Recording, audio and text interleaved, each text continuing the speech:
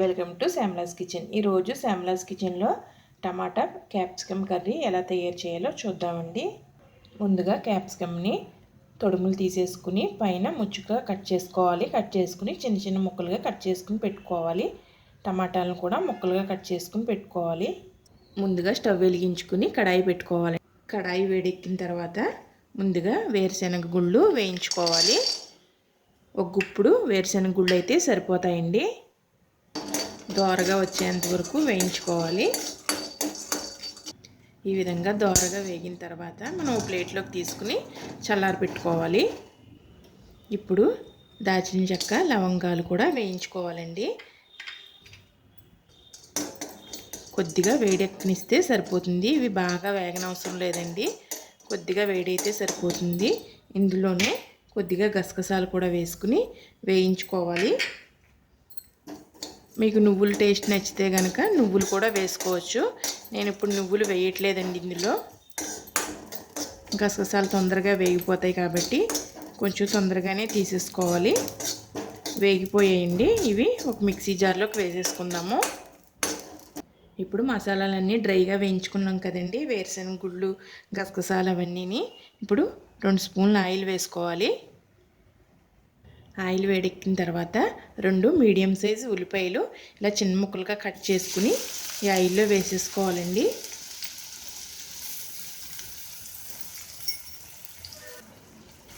ఇవి దోరగా వేగేలాగా వేయించుకోవాలి.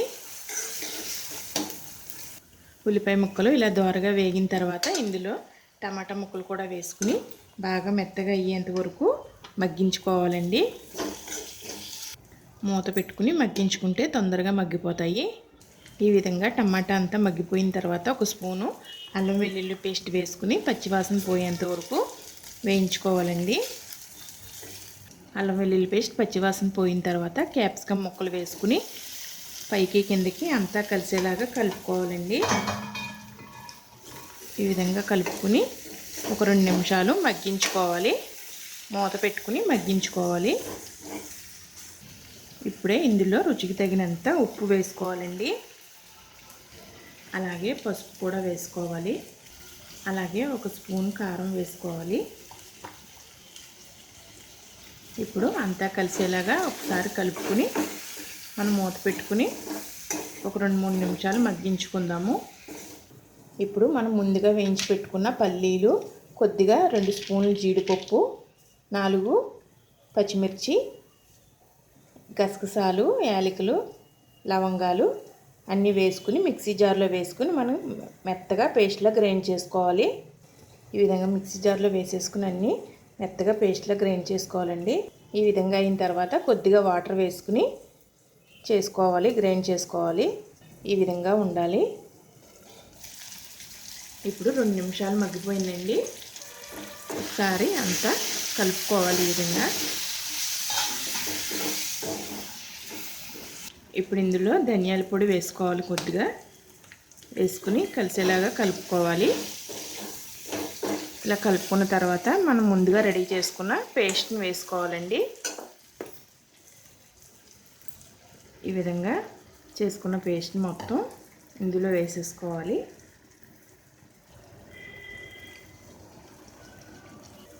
ఇప్పుడు పైకి కిందకి ఒకసారి కలుపుకోవాలండి. ఈ విధంగా అంతా కలిసేలాగా కలుపుకోవాలి.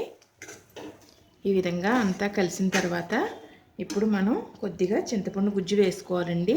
2 స్పూన్లు చింతపండు గుజ్జు లేదా చింతపండు పులుసు వేసుకోవాలి. ఇప్పుడు ఇందులో చిన్న బెల్లం ముక్క వేసుకోవాలండి. మనకి ఈ రుచులన్నీ బ్యాలెన్స్ చేసుకోవడానికి ఈ బెల్లం ముక్క వేస్తున్నాము. ఇప్పుడు సిమ్లో పెట్టుకుని ఒక 5 నిమిషాలు మూత పెట్టుకుని ఉడికించుకోవాలి. ఈ విధంగా కూర దగ్గర పడుతున్నప్పుడు మనం గరం మసాలా వేసుకోవాలండి. 1 స్పూన్ గరం మసాలా అయితే సరిపోతుంది. ఇప్పుడు అంతా కలిసేలా కలుపుకుని మళ్ళీ మూత పెట్టుకుని ఒక 2 నిమిషాలు ఉడికించుకోవాలి. ఆయిల్ పైకి వచ్చేంత వరకు ఉడికించుకోవాలి. ఈ విధంగా ఆయిల్ పైకి వచ్చేంత వరకు ఉడికించుకోవాలండి. ఇప్పుడు స్టవ్ ఆఫ్ చేసేసుకోవాలి. చూసారండి, చక్కగా ఉడికిపోయింది.